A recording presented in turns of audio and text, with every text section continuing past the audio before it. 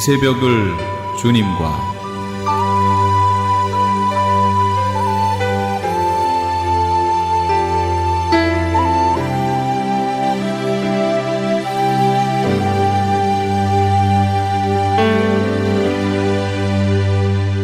크리스천 헤럴드 애청자 여러분 안녕하십니까?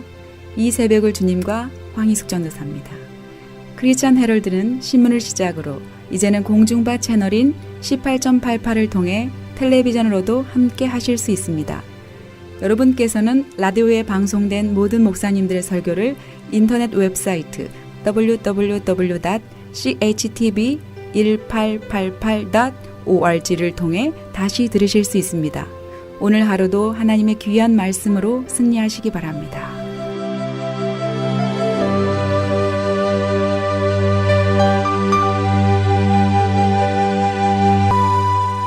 이 시간에는 먼저 주는 사랑채 교회 박창영 목사님께서 요한복음 19장 34절 말씀을 본문으로 십자가에서 잉태된 교회라는 제목의 설교 말씀해 주시겠습니다. 할렐루야. 요한복음서 19장 34절에는 이렇게 기록되어 있습니다.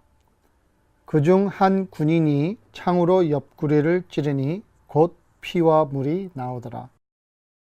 오늘 본문은 요한복음서에 담긴 글 중 가장 중요한 성경 구절이라고 본인은 생각하고 있습니다. 요한복음서 저자의 의도를 알아야 오늘 본문을 바르게 이해할 수 있습니다. 어떤 글이건 글의 의미는 글의 전반적인 맥락에 의해서 정해집니다. 예를 들어 어떤 편지에 나는 당신을 사랑합니다 라는 글이 들어있다면 그 글이 좋은 의미를 가지고 있는지 아니면 슬픈 의미를 가지고 있는지는 그 편지의 그 글의 내용에 의해서 결정이 납니다. 만약 나는 당신을 사랑합니다 라는 그 글이 오랫동안 사귀어오던 연인들이 헤어지면서 이별의 편지로 보낸 글 속에 들어가 있다면 이 글은 슬픈 글이 될 것입니다. 그러나 만약 이 글이 지금 막 사랑에 빠진 남녀가 서로 주고받는 편지 속에서 나온 글이라면 이 글은 행복한 글이요 좋은 글로 해석을 하게 될 것입니다. 요한복음서의 전체적 맥락을 통해 보면 로마 군인이 예수님의 옆구리를 찌르니라는 본문에 담긴 짧은 글은 인류 구원이라는 하나님의 계획을 마무리 짓는 중요한 사건을 묘사한 글인 것을 알게 됩니다. 요한복음 1장 1절은 태초에 말씀이 계시니로 시작이 됩니다. 이는 두말할 나위 없이 창세기를 염두에 둔 글입니다. 그러나 창세기가 주로 물질적 차원에서의 창조를 묘사했다면 요한복음서는 주로 영적인 차원에서의 창조 원리와 숨겨졌던 하나님의 비밀을 밝혀주는 책인 것을 우리는 잘 알고 있습니다. 만물이 우연하게 존재하고 목적도 의미도 없이 살고 죽고 끝나는 것이 아니라 모든 것들의 시작과 끝과 그 과정을 결국은 하나님께서 주관하신다는 사실을 요한복음서는 밝혀주고 있습니다. 그래서 제2의 창세기라는 관점에서 오늘 문서의 의미를 묵상해 보려고 합니다. 첫째로 오늘의 본문을 이해하기 위해서는 성경에 담겨 있는 첫 아담 그리고 둘째 아담에 대한 개념을 공부해야 합니다. 고린도전서 15장 45절에는 이렇게 기록되어 있습니다. 기록된 바 첫사람 아담은 생명이 되었다 함과 같이 마지막 아담 즉 예수님은 살려주는 영이 되었나니 그러나 먼저는 신령한 사람이 아니요 육의 사람이요 그 다음에 신령한 사람이니라. 첫 사람은 땅에서 났으니 흙에 속한 자이거니와 둘째 사람은 하늘에서 나셨느니라. 이렇게 예수님을 기준으로 첫 아담을 묘사하고 있습니다. 고린도전서 15장 21절에는 이렇게도 묘사하고 있습니다. 사망이 한 사람으로 말미암았으니 죽은 자의 부활도 한 사람으로 말미암는도다. 아담 안에서 모든 사람이 죽은 것 같이 그리스도 안에서 모든 사람이 삶을 얻으리라. 이렇게 성경은 예수님을 중심으로 첫 아담을 설명해 주고 있습니다. 예수님이 없는 상황에서 아담을 보게 되면 하나님께서 세상을 창조하셨을 때 만든 첫 사람이요, 그로부터 인류가 시작됐다라고 하는 그런 어떤 역사적인 차원에서만 볼 수 있게 됩니다.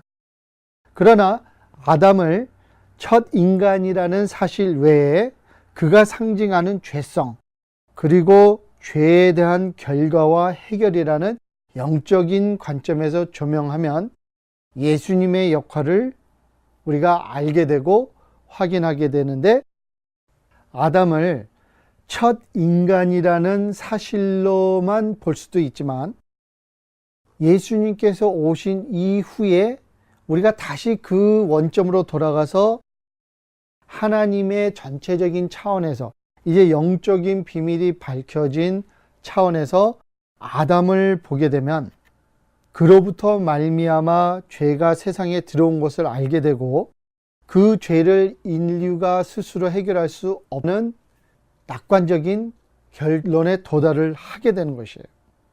그 시점에서, 그러한 관점에서 우리가 예수님을 보게 되면 예수님을 둘째 아담이요, 예수님으로 온 것은 생명이라는 논리를 우리가 성경을 통해서 알게 되는 것입니다.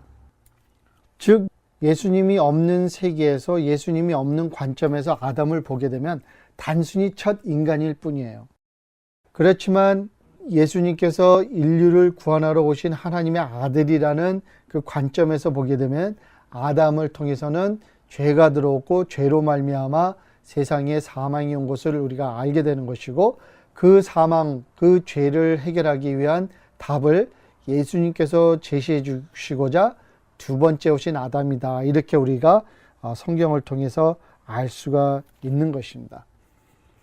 또 오늘 본문을 이해하기 위해서는 아담과 예수님과 관련된 장소도 중요합니다. 우리가 잘 알다시피 아담이 소개된 곳은 에덴 동산입니다. 에덴 동산은 일종의 밭이기도 합니다. 물이 흐르는 강을 끼고 있는 동산은 생명체가 번식하는 지역입니다. 근데 물리적인 차원으로 보면은 동산이거나 밭으로 우리가 볼 수 있지만, 영적인 차원으로 보면 다듬어져야 하는, 양육되어야 하는 하나님의 백성을 상징하기도 합니다. 하나님은 이사야서와 예레미야서 등을 통해 하나님의 백성을 포도밭 등으로 묘사하고 있는 것을 우리가 잘 알고 있습니다. 그래서 육적인 차원으로 볼 때 아담의 본 직업은 정원 관리자 또는 가드너였다고 할 수 있습니다. 밭을 관리하는 사람입니다. 그러나 예수님이 오신 후 영적인 차원에서 다시 보게 되면 첫 아담에게는 인류의 아버지로서 번성하고 자녀들을 하나님 안에서 바르게 양육하여 하나님을 믿는 사람들로 세상에 번식하게 하는 게 하나님의 원래 목적이었다는 거예요. 이 온 지구를 만드시고 온 지구에서 작은 공간을 선택하셔서 거기를 에덴의 동산이라 이름하셨는데, 원래 하나님의 목적은 그 에덴 동산 안에서만 모든 활동이 이루어지는 것을 원하셨던 것이 아니고, 거기를 기점으로 해서 점점 번식해서 하나님의 나라가 이 세상에 널리 퍼져나가는, 그래서 궁극적으로는 이 세계가, 이 세상이, 이 지구가 하나님께서 원하시는 동산, 하나님을 섬기는 동산, 즉 하나님을 예배하는 동산이 되기를 원하셨던 것입니다. 그런 차원에서 보면 첫 아담은 에덴 동산, 즉 하나님의 나라를 관리하고 넓혀가는 책임이 원래 목적이었습니다. 그러나 하나님과의 관계가 끊어지면서 목숨만 연장하는 차원에서의 고된 노동을 치르는, 밭을 기르는, 땅을 일구는 그런 사람으로 탈락하고 만 것입니다. 그래서 창세기 2장 5절이나 3장 18절, 4장 12절 등을 보게 되면 하나님과의 관계 속에서만 가능한 삶의 의미를 상실한 채 한정없이 무한정으로 목적 없이 고된 노동만 해야 하는 그런 운명을 사람은 가지게 된 것입니다. 절망에 이르는 것이죠. 이 일을 어떻게 회복할 것인가, 이것이 인류에게 주어진 숙제였는데 그 숙제를 답을 하나님께서는 예수님을 통해 준비하셨던 것입니다. 죄성을 어떻게 회복할 것인가, 이 죄의 문제를 어떻게 해결할 것인가, 그리고 하나님의 창조의 사역이 자리 잡았던 에덴 동산을 어떻게 회복할 것인가, 이것이 숙제였던 것입니다. 그래서 요한복음서 18장 1절을 보면 예수님께서 체포되신 곳을 동산으로 기록하고 있습니다. 예수님께서 십자가에 못 박히신 곳이 바로 겟세마네 동산이에요. 동산, 밭입니다. 아담이 동산, 즉 밭에서 타락했다면 인간을 구원하시는 사건도 역시 동산 또는 밭에서 일어나는 것을 요한복음서는 우리에게 보여주면서 에덴 동산의 회복, 새 창조의 시작을 넌지시 지적하고 있는 것입니다. 그러면 이런 배경을 놓고 오늘의 본문을 살펴보도록 하겠습니다. 오늘 본문을 보면 동산에서 죽으신 예수님의 옆구리를 로마 군인이 찌르는 사건이 묘사되어 있습니다. 이는 인간의 눈으로 볼 때 그의 사망을 확실시하는 행동에 지나지 않은 것으로 볼 수 있습니다. 그러나 성경적 차원에서 볼 때 이는 바로 예수님의 죽으심으로 말미암아 태어나게 되는 예수님의 신부, 즉 교회의 잉태를 의미하고 있습니다. 창세기 2장 21절, 22절을 보면 아담의 아내인 이브가 생겨나는 과정이 설명되어 있습니다. 21절엔 이렇게 기록되어 있죠. 여호와 하나님이 아담을 깊이 잠들게 하시니 잠들매 그가 그 갈빗대 하나를 취하고 살로 다시 채우시고 여호와 하나님이 아담에게서 취하신 그 갈빗대로 여자를 만드시고 그를 아담에게로 이끌어 오시니, 이렇게 기록되어 있습니다. 이 성경 구절을 보면 우리가 두 가지를 눈여겨 보아야 하겠습니다. 첫째로 아담을 깊이 잠들게 하시니, 이렇게 묘사되어 있어요. 이는 죽음을 의미하는 성경 구절입니다. 구약에서는 사람들이 목숨을 잃고 또는 죽었을 때 그것을 깊이 잠들었다, 이렇게 설명하고 있습니다. 창세기를 보면은 아브라함이 깊이 잠들었다, 이런 식으로 묘사되어 있습니다. 또 신약을 보게 되면 사람이 죽은 것을 잠들었다로 묘사하는 곳이 여러 곳이 있습니다. 예를 들어서 요한복음서 11장 11절을 보게 되면 나사로라는 사람이 죽은 사건이 일어나요. 그래서 그를 예수님께서 나중에 다시 살리시는데 그 과정에서 예수님께서 죽은 나사로를 가리켜서 그가 죽은 것이 아니고 깊이 잠들었다라고 묘사하고 있습니다. 그래서 영적인 차원으로 보게 되면은 육의 죽음을 완전한 죽음으로 보지 않아요. 그냥 일시적으로 잠들었다로 표시하는 것이 보편적인 표현 방법인 것입니다. 그래서 아담의 신부인 이브가 태어나기 위해서 일어났던 첫 번째 사건은 아담의 죽음이에요. 하나님께서 아담을 깊이 잠들게 하셨다. 즉 직역하면은, 있는 그대로 표현하자면은 아담을 죽이셨다, 이렇게 우리가 표현할 수가 있겠습니다. 두 번째로 우리가 볼 것은 그 잠든 아담의 갈빗대 하나를 취하고 살로 대신 채우시고, 이렇게 묘사되어 있습니다. 그 갈빗뼈, 옆구리에서 그 갈빗뼈 또는 옆구리에서 취한 갈빗뼈로 이불을 만드셨다, 이렇게 기록되어 있는데, 유대인들의 전통적인 인식으로 볼 땐 갈빗뼈 또는 옆구리, 허리 또는 배는 자식 또는 새로운 생명체를 품는 생식기를 의미하는 경우가 많이 있습니다. 그래서 하나님께서 아담의 갈빗대를 취하셨다라는 말은 새로운 생명의 잉태를 의미하는 것입니다. 그리고 하나님께서 아담의 갈빗대 하나를 취하고 살로 다시 채우시다라는 구절은 하나님께서 아담에게 피를 흘리는 대대적인 수술을 행하신 것을 요약한 글입니다. 여러분들, 피 흘림이 없이 어떻게 갈빗대를 빼낼 수가 있었겠습니까? 그 대대적인 수술이 있었다는 것이에요. 그 피 흘리는 수술이 있었기 때문에, 아니면은 그 피 흘리는 수술로 말미암아, 아니면 그 피 흘리는 수술이 있어야만이 이브가 태어날 수 있었던 것입니다.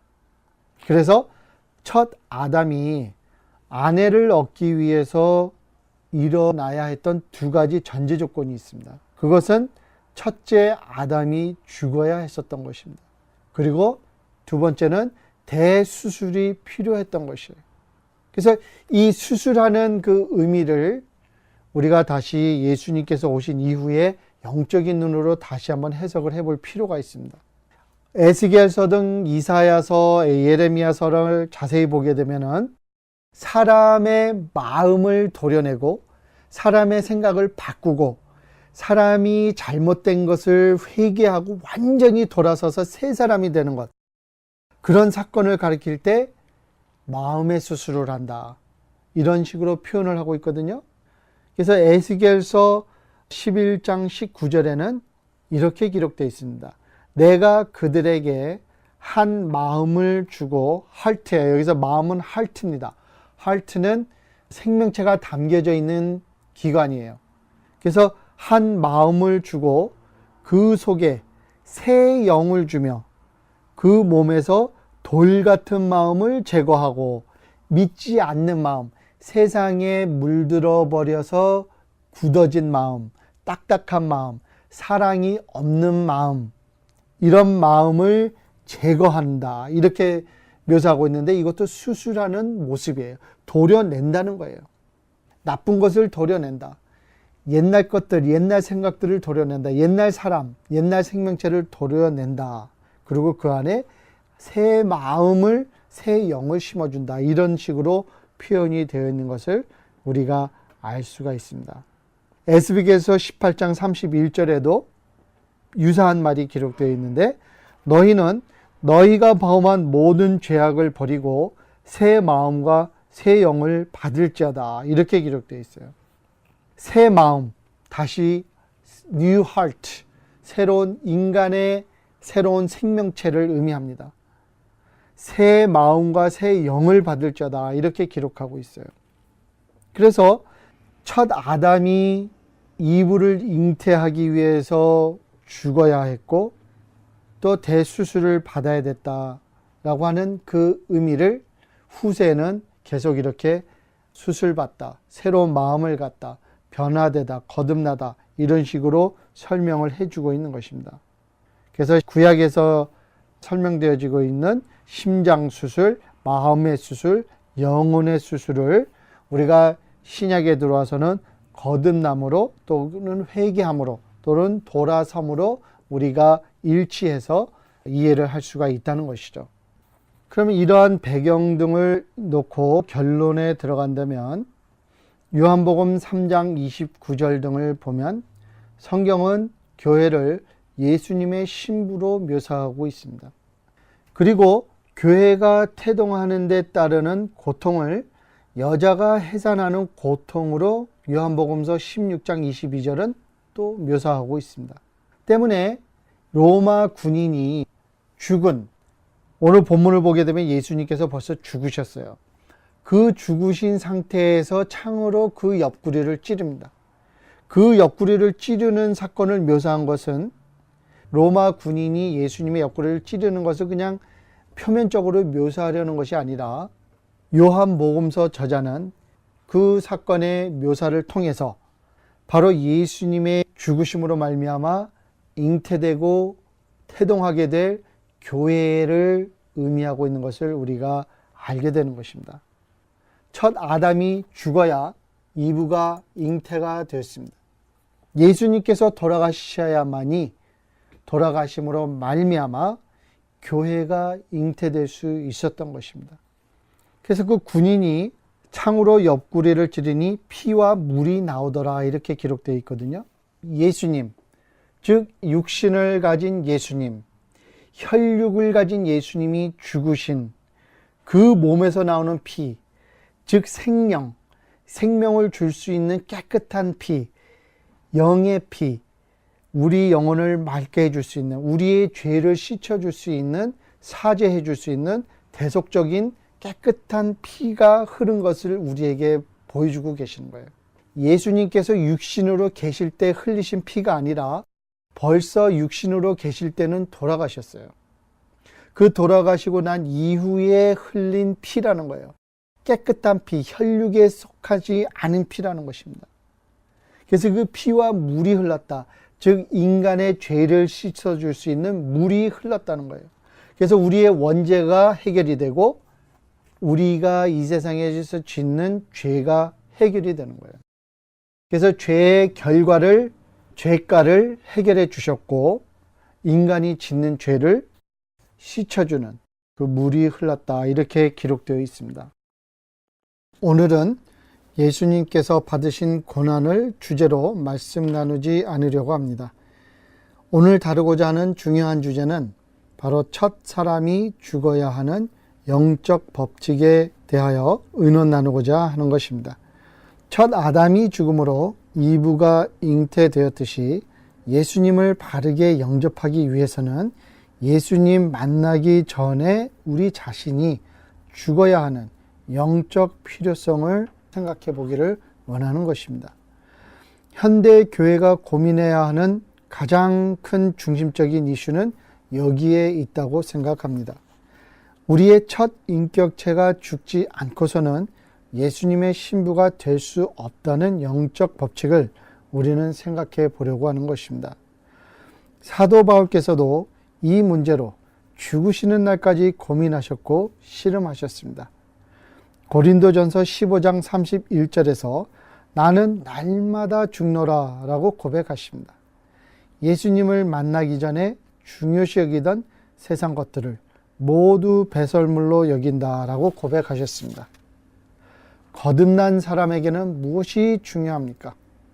이웃 사랑입니다. 배우자를 사랑하는 것, 자녀와 부모를 사랑하는 것, 직장에서 만나는 동료를 사랑하는 것, 사장님이 직원을 사랑하는 것, 집주인이 입주자를 사랑하는 것, 사랑이 중요하다는 것입니다. 너무 많은 사람들이 거듭나지 않은 상황에서 축복을 추구하는 것을 봅니다. 너무 많은 사람들이 세상 것들을 추구하면서 자녀들과 가정을 잃는 현실을 봅니다. 현실에서 보이는 열매를 보면 우리의 가정이라는 동사는 매우 건조해 보입니다. 현실에서 보면 우리의 마음의 밭은 너무 굳어 있습니다. 이웃 사랑을 찾아보기 정말 힘든 것이 현실이 아닌가 이렇게 생각합니다. 최근 교회를 다니면서 혼자서 두 자녀를 기르는 젊은 어머님을 만났습니다. 생활이 무척 어려워요. 그분이 교회 안에서 자기가 가지고 있는 고민을 함께 나눌 수 있는 분이 없기 때문에 이곳저곳을 헤매면서 도움을 요청하는 모습을 보았습니다. 우리는 교회에 들어오는 수많은 헌금으로 해외 선교다, 건물 짓는다 이런 여러 가지 목적으로 쓰고 있지만 그런 귀한 자원들이 정말 영혼을 위해서 사랑하는 마음으로 쓰이고 있는지 우리 자신이 우리 교회가 스스로 돌아보아야 할 때라고 생각을 하는 것입니다. 우리 주위를 보면 외로운 노인분들, 외로운 유학생들, 외롭게 혼자 사시는 분들이 많이 계십니다. 그분들에게 위로의 말을 해주고 김치 하나를 전달해주고 따뜻한 커피 대접 한 잔을 하는 차원에서 우리가 관심을 갖고 사랑을 갖는 그 연습을 하는 것이 얼마나 중요한지 한번 생각해 보기를 원하는 것입니다. 오늘 성경을 통해서 우리가 보았습니다. 우리 교회가 잉태되는 것은 예수님의 죽으심으로 말미암은 것이고 그분의 죽음을 본받아서 우리 그리스도인들이 예수님의 신부가 되기 위해서는 우리 자신도 죽어야 된다는 그 영적 법칙을 우리가 깨닫고 우리가 날마다 기도하면서 하나님 앞에 무릎을 꿇고 우리의 하루하루 변화할 수 있는, 하루하루 승리할 수 있는 하나님의 축복을 기도하시는 여러분과 저가 되기를 주님의 이름으로 축원합니다.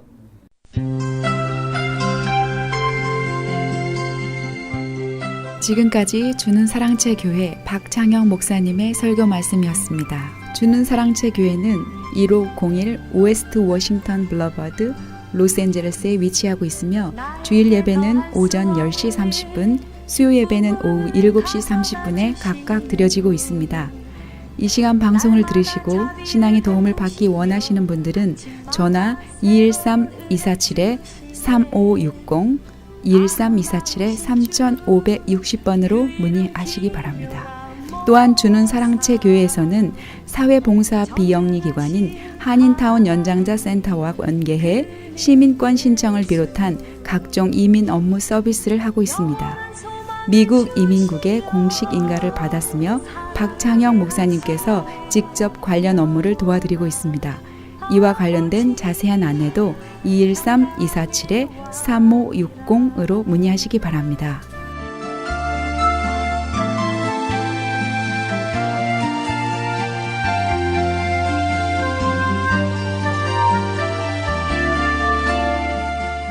이어서 복음장로교회 김상덕 목사님께서 시편 16편 8절에서 11절까지를 본문으로 하나님을 모시고 인생을 살아라 라는 제목의 설교 말씀해 주시겠습니다. 구원을 베푸시며 아침마다 새로운 이 험악한 세상에 그 누군가 내 인생의 길 마감하는 그날까지 지켜주시겠다고 한 그분이 여러분에게 계시는지요? 창세기 28장 11절부터 보면은 야곱이라고 하는 사람이 아주 위험한 여정의 길을 가고 있었습니다. 가는 길에 강도를 만날 수도 있고 무서운 짐승떼들을 만날 수도 있고 또 길에 표시가 없어서 목적지까지 갈 수 있다고 하는 보증도 없는 아주 위험한 여행길에 어느 날 광야에서 돌을 베개로 하고 잠들고 있었을 때 누군가 자기 이름을 부릅니다. 자기 이름을 불러줄 자가 있는 거예요. 아무도 없는데 내 이름을 부르는 것입니다. 그리고 그분이 이렇게 약속하십니다. 내가 네 곁에 지금 있다고. 그리고 내가 어디로 가든지 내가 동행할 것이라고. 야곱이 그 음성을 듣고 그가 아주 귀한 것을 깨달았습니다. 그는 물론 부모님과 할아버지를 통해서 하나님을 소개받았고 하나님을 믿었고 하였지만은 그는 믿음이 아주 어렸습니다. 그저 자기 중심으로 살았습니다. 그런데 말입니다. 부모를 떠나고 고향을 떠나 아주 위험한 여행길을 가고 있는 길에 자기를 지키시는 이가 나타나신 것입니다. 그가 이렇게 고백합니다. 하나님께서 여기에 계시는데 내가 몰랐구나. 그것을 깨닫습니다. 내 인생의 길에 하나님이 같이 계시다는 것. 머리로는 아는 분이 아니라 내 곁에 계신다는 분. 위험 가운데서도 나를 지켜주시는 분. 나의 생각과 마음을 인도하시는 분이 같이 계신다는 것을 야곱이 깨닫습니다. 창세기 39장 1절로부터 보면은 요셉이라고 하는 사람이 나옵니다. 이제 17세 잠깐 넘은 아주 젊은 나이입니다.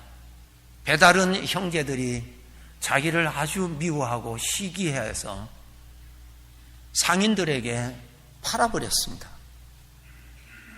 그 상인은 애굽으로 내려가서 노예 시장에 가서 요셉을 노예로 팔아버렸습니다. 그것이 창세기 39장 1절부터 기록이 되어 있습니다. 요셉이 이끌려 이제 상인에게 팔려서 애굽으로 내려갔습니다.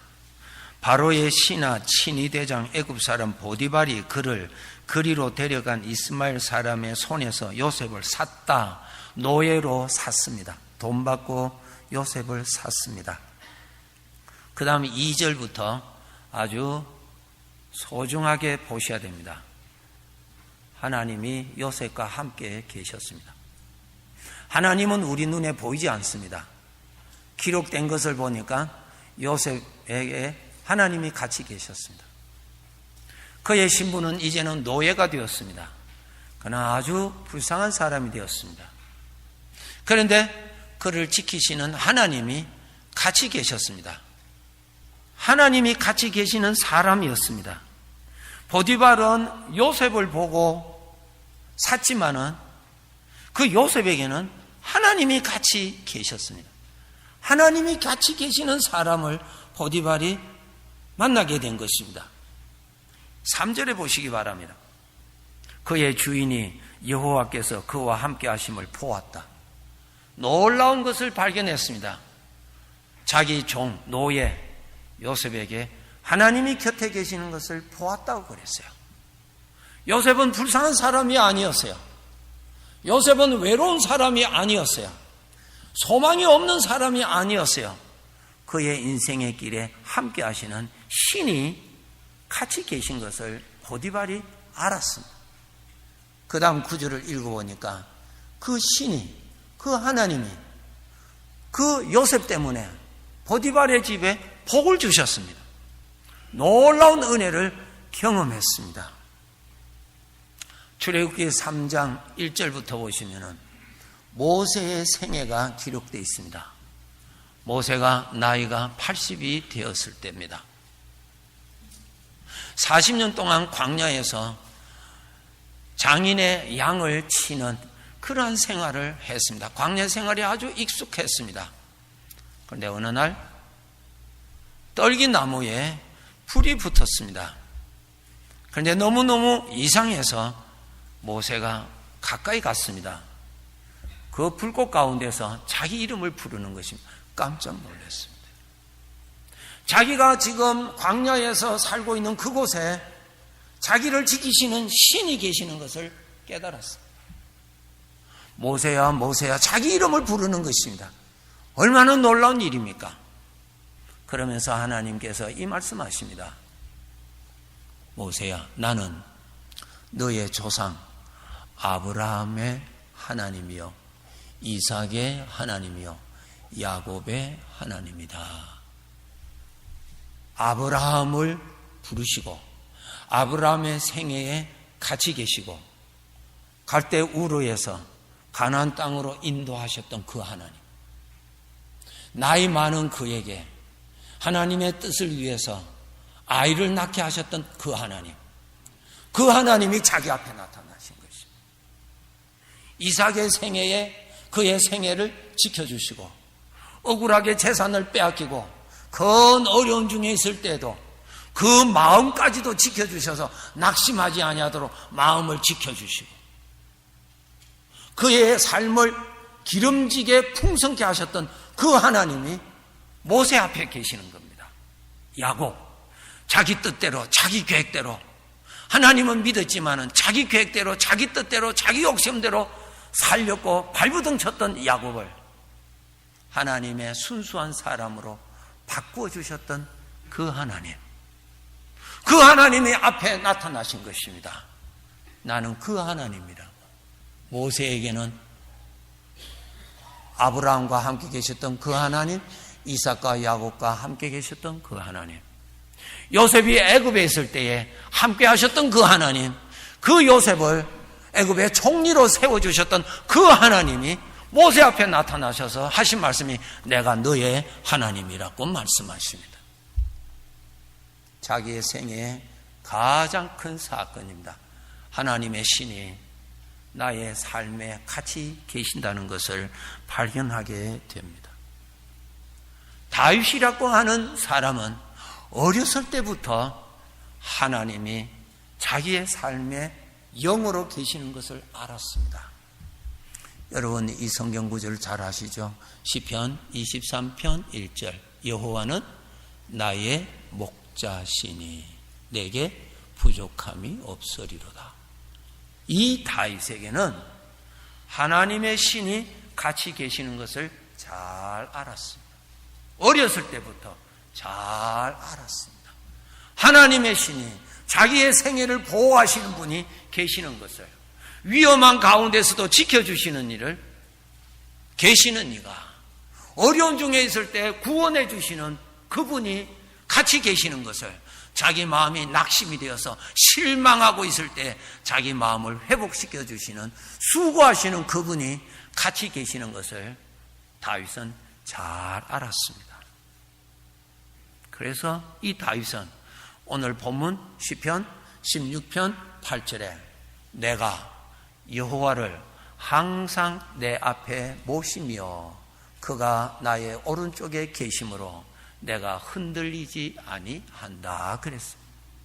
다윗은 자기와 함께 계시는 하나님을 잘 알았습니다. 인격적으로 잘 모시고 살았습니다.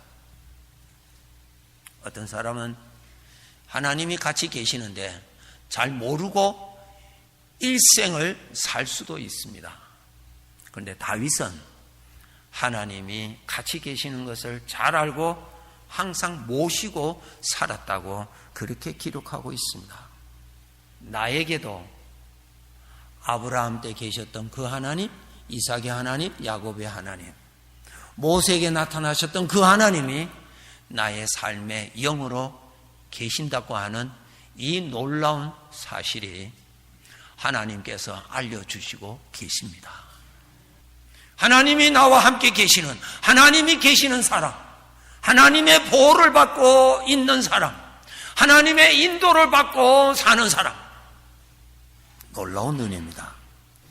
마태복음 28장 20절에 주님께서 말씀하시기를 내가 세상 끝날까지 너희와 항상 함께 있으리라. 지난 한 주간, 지나시는 동안에 나의 삶의 시간과 공간 속에 같이 계시고 돌보시느라고 수고하신 주님을 얼마나 아셨는지요. 그리고 얼마나 인격적으로 감사하셨는지요. 얼마나 그분을 모셨는지요. 우리는 나의 삶에 하나님의 영이 같이 하시는 사람입니다. 그것을 우리가 아셔야 됩니다. 주님은 같이 계시는데 우리가 모르고 사는 경향이 너무 많습니다.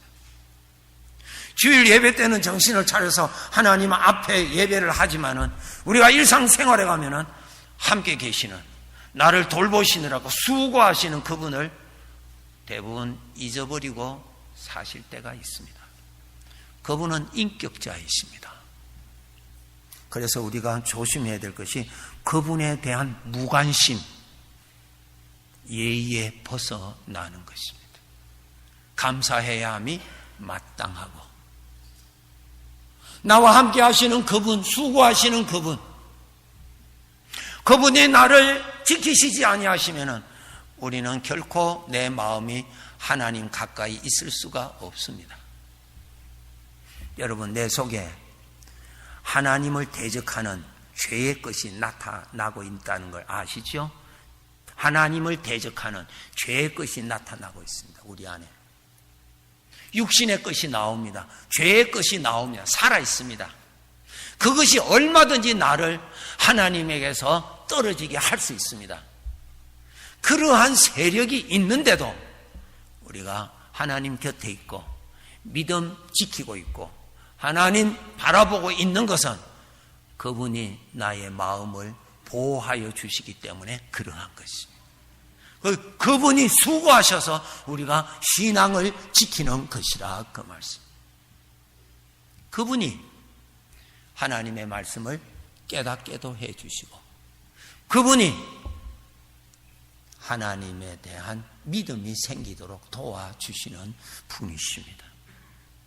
여기에서 우리가 조심해야 될 것이 그분은 나의 삶에 같이 계시는데 나는 그분이 계시는 것을 전혀 생각하지 아니하고 마치 하나님이 없는 사람처럼 내가 주인 노릇하고 내가 모든 것을 판단하고 그냥 내가 주인으로 산다면은 그분의 도우심을 많이 받을 수 없습니다. 받을 수 없습니다. 그것을 아셔야 돼요. 그분이 영으로 나와 함께 계시는데도 나는 그분에 대해서 전혀 관심이 없고 그냥 하나님이 없는 사람처럼 그냥 내가 주인이 되고 내가 모든 걸 판다고 내가 사는 거예요. 내가 다 사는 거예요. 하나님의 도우심 많이 못 받습니다. 등불이 있습니다. 등불이 있을 때 내가 캄캄한 밤에 바깥으로 나갈 때 등불과 함께 등불을 가지고 나가면은 등불의 도움을 받아서 안전한 길로 갈 수 있습니다. 그런데 등불은 있지만은 등불은 집에 두고 캄캄한 길에 자기가 걸어간다면은 아무런 도움 없이 어두운 길을 가야만이 됩니다. 이것이 다르다는 것입니다. 하나님은 인격자이십니다. 요한계시록 3장에 보면 이 말씀이 있습니다.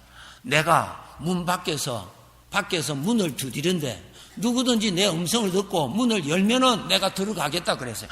주님은 도적이 아니십니다. 열어주시고 내가 마음을 열어서 내가 그분을 믿음으로 모셔야 역사하시지 그분을 무시하고 그분에 관심 없이 하면은 그분이 역사 안 하신다는 거예요. 인격자이십니다. 인격 알죠 우리가. 내가 그분을 뭘 도와주고 싶습니다. 근데 그 사람은 나를 전혀 무시해버린다고 가정합시다. 돕겠어요? 아닙니다.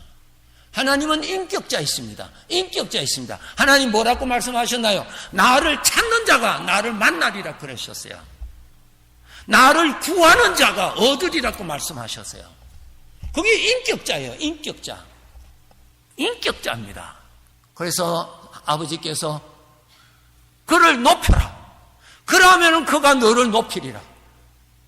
주님께서 말씀하셨죠. 네가 사람들 앞에서 나를 부인하면은 나도 너를 부인한다 그랬어요.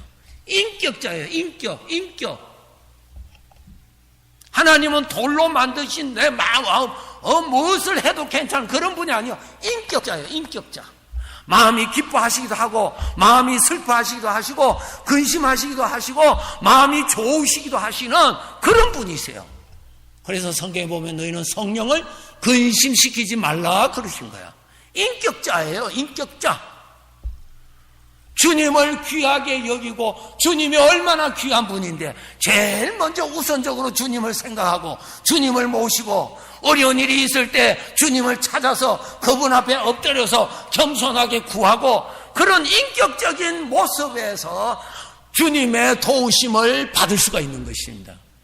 그런데 마치 주님이 하나님의 신이 나의 인생에 같이 계시는 것에 대해서는 전혀 관심 없이 나 혼자 살 때에 그분의 도움을 어떻게 받을 수 있겠습니까? 꼭 하셔야 됩니다.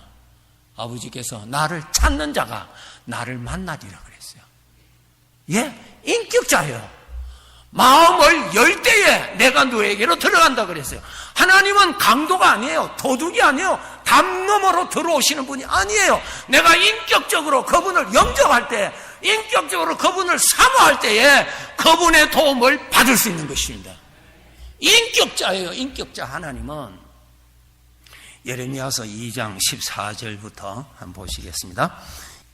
제가 읽어드리면서 말씀을 곁들여 드리겠습니다.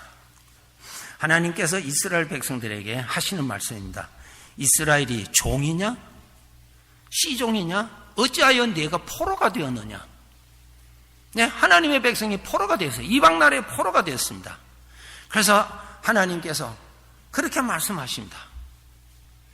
아주 어렵게 됐어요. 15절에 어린 사자들이 그를 향하여 부르짖으며 소리를 질러 그의 땅을 황폐하게 하였으며 그의 성읍들은 불타서 주민이 없게 되었으며 땅은 황폐되었고 성읍들은 불타서 무너지고 아주 어려움을 당했습니다.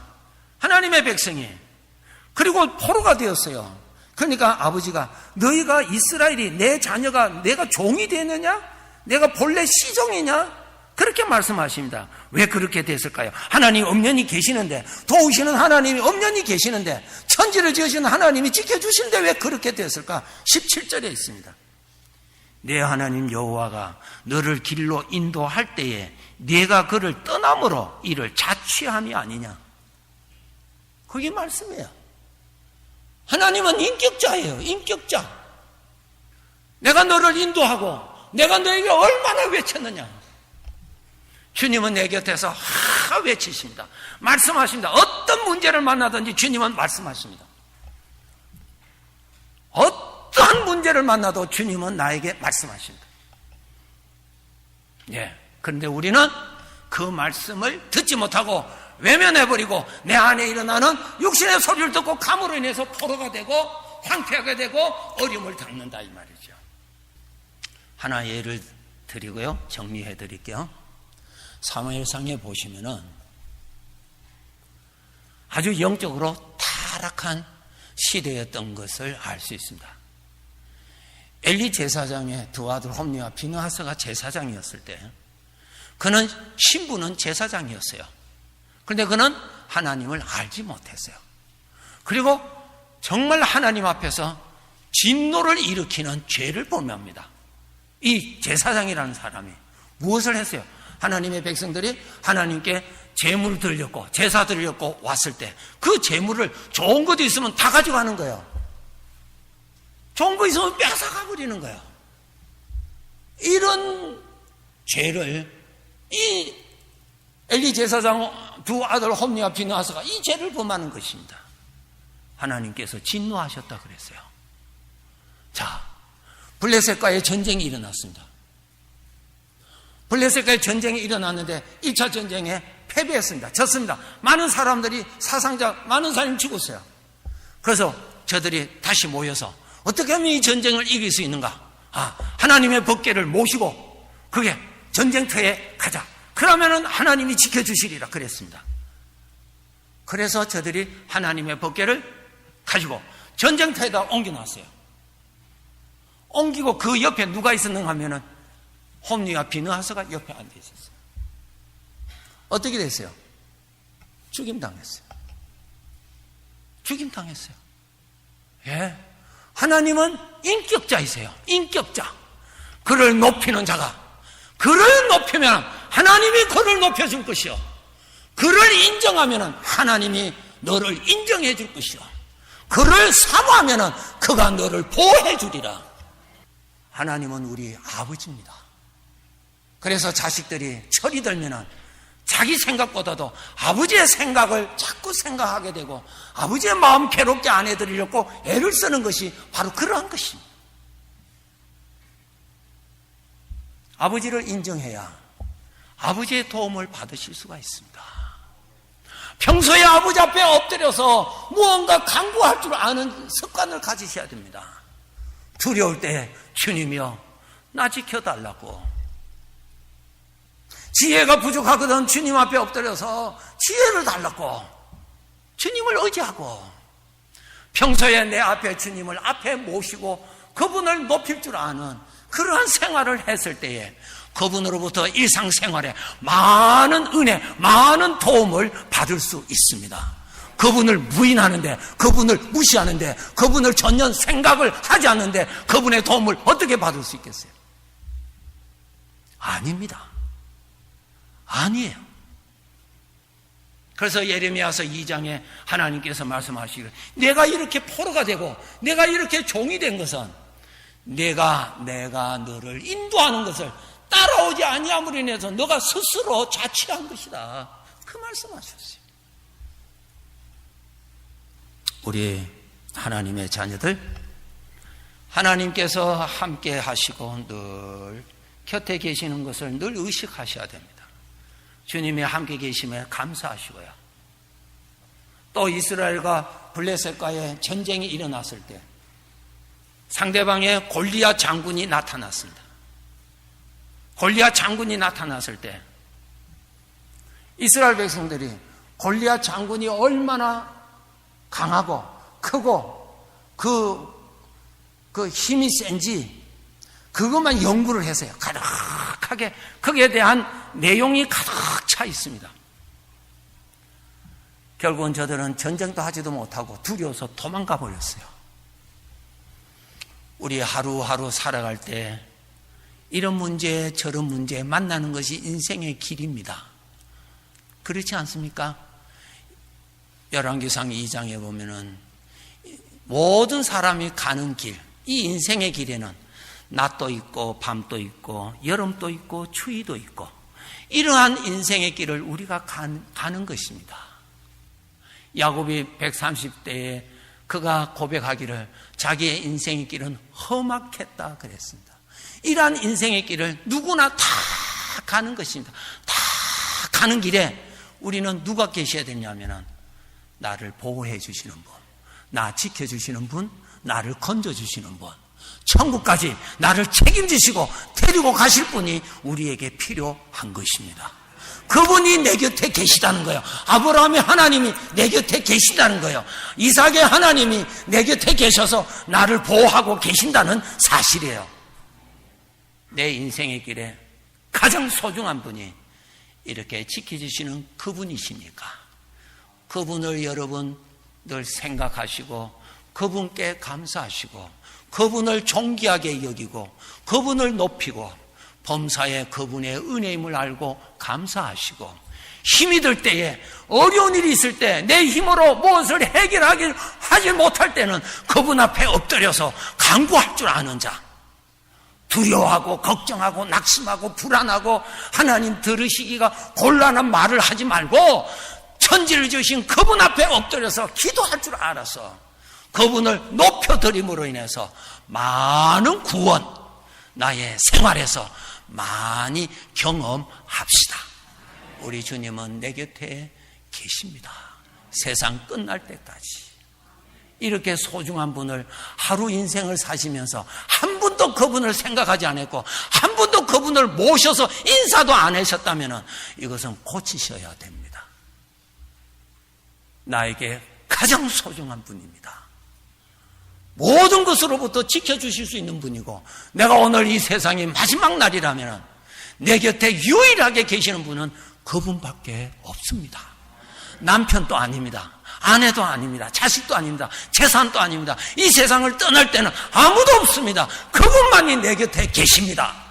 그분을 어떻게 소중하게 생각하시고 모시고 하루를 사시길 바랍니다. 그분이 내 인생의 보물입니다. 나는 부족할지라도 그분이 길을 열어주시면 길이 열립니다. 나는 부족할지라도 그분이 나한테 지혜를 주시면 무언가 나는 무엇을 할 수가 있습니다. 그분이 도와주시면 되는데 걱정하는 대신에 그분 앞에 엎드리시고 불안한 대신에 그분 앞에 엎드려서 겸손히 엎드시고 그분을 높이고 인정한다면 그분은 큰 은혜를 내 인생의 길에 펼쳐 주실 것입니다. 그분이 나와 함께 계십니다. 제발 가장 소중한 분 하루하루 사실 때 그분 버리고 살지 마시기 바랍니다. 그분을 높이면 반드시 그분이 나를 높여 주실 겁니다. 기도하겠습니다.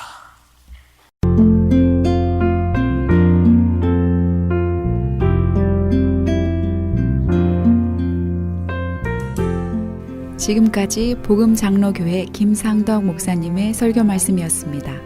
복음장로교회는 1751 웨스트 라하브라 블러버드 라하브라에 위치하고 있으며 교회에 대한 안내나 신앙상담은 562 지역번호 694-6214 562-694-6214로 문의 바랍니다. 미국 최초 서든 캘리포니아 세미너리 상담심리학 석사와 결혼가족 치료사, 상담심리학 박사 한국어 과정, 캘리포니아 심리학협회가 인정한 서든 캘리포니아 세미너리, 과정 수료 시 캘리포니아 면허 시험 응시 자격이 부여되며 면허 취득 시 직접 클리닉도 오픈하실 수 있습니다. 저렴한 학비, 다양한 장학금으로 학비 걱정도 끝. 한국어로 편하게 배우는 심리학 석박사 과정, 서든 캘리포니아 세미너리 323-529-3339, 323-529-3339. 지금까지 크리스천 헤럴드에서 보내드린 이 새벽을 주님과 1부, 2부 함께 하셨습니다. 오늘도 주님이 주신 은혜와 평강으로 하루를 보내시기 바랍니다. 지금까지 황희숙 전도사였습니다. 고맙습니다. 내 마음을 새롭게 하소서. 새 부대가 되게 하여 주사. 주님의 빛 비추게 하소서. 내가 원하는 한 가지, 주님의 기쁨이 되는 것. 내가 원하는 한 가지. 건강 칼럼. 옛 속담에 우리 몸이 1000냥이면 간은 900냥이라는 말이 있습니다. 그만큼 건강하게 장수하기 위해서는 간이 아주 중요하다는 것입니다. 간의 조직은 세포와 고기 잡는 그물 모양의 모세혈관과 모세담관으로 구성되어 있습니다. 간은 우리 몸에 들어온 물질을 해독하여 몸에 나쁜 성분을 제거하는 역할을 하는 장기이기 때문에 중요합니다만, 너무 많은 양의 일거리를 간에게 담당시키면 지방간이라고 해서 나쁜 물질이 간에 쌓이게 됩니다. 간으로 인하여 생기는 병들을 살펴보면 지방간, 간염, 간경변, 간암, 위염, 췌장암, 췌장염, 구강, 후두, 식도암, 비만, 당뇨, 심근병, 혈압상승, 심장마비, 뇌손상, 신경변증, 근육병, 성기능의 이상, 불임, 태아손상, 유방암, 직장암 등 모든 병의 90% 이상이 간 기능의 악화로 인하여 생긴다고 단언할 수도 있습니다. 간의 해독 능력이 떨어지면 항상 피곤하고 아침에 일어나기가 힘들어지고 머리가 무겁고 뒷목이 뻐근하면 벌써 간에 업무량이 쌓였다고 보시면 됩니다. 일반 성인의 경우 신체 에너지의 약 70%를 생명 유지를 위한 해독 작용으로 쓰고 있습니다. 공기오염, 수질오염, 대기오염, 식품 첨가물, 색소, 항생제, 방부제, 화학약, 각종 화학약물, 중금속의 독소, 담석, 콜레스테롤, 술, 담배 등의 노폐물과 과로, 과도한 운동, 스트레스도 간을 피곤하게 하는 독소의 원인이 됩니다. 여기서 가장 중요한 것은 어떻게 하면 간이 담당하는 업무량을 줄여줄 수 있는가가 건강한 장수의 비결이라고 할 수 있습니다. 간의 해독요법으로 먼저 대장의 배설을 원활하게 하여 대변의 소통을 뚫어주고 숙변을 제거한 다음에 담즙 배설이 잘 되게 하여 담도를 열어주는 방법 등으로 신체에 쌓인 노폐물을 제거하는 1차적인 방법이 있습니다만, 이 방법들은 근본적인 치료 방법은 될 수 없습니다. 그럼 어떻게 하면 빠른 기간에 건강한 간을 만들 수 있는지 잠시 성경 말씀을 살펴보신 후에 해결 방법을 말씀드리겠습니다. 우선 피를 깨끗하게 만들어야 합니다. 혈액은 전신에 영양을 공급하고 노폐물을 배설하여 주는 역할을 합니다.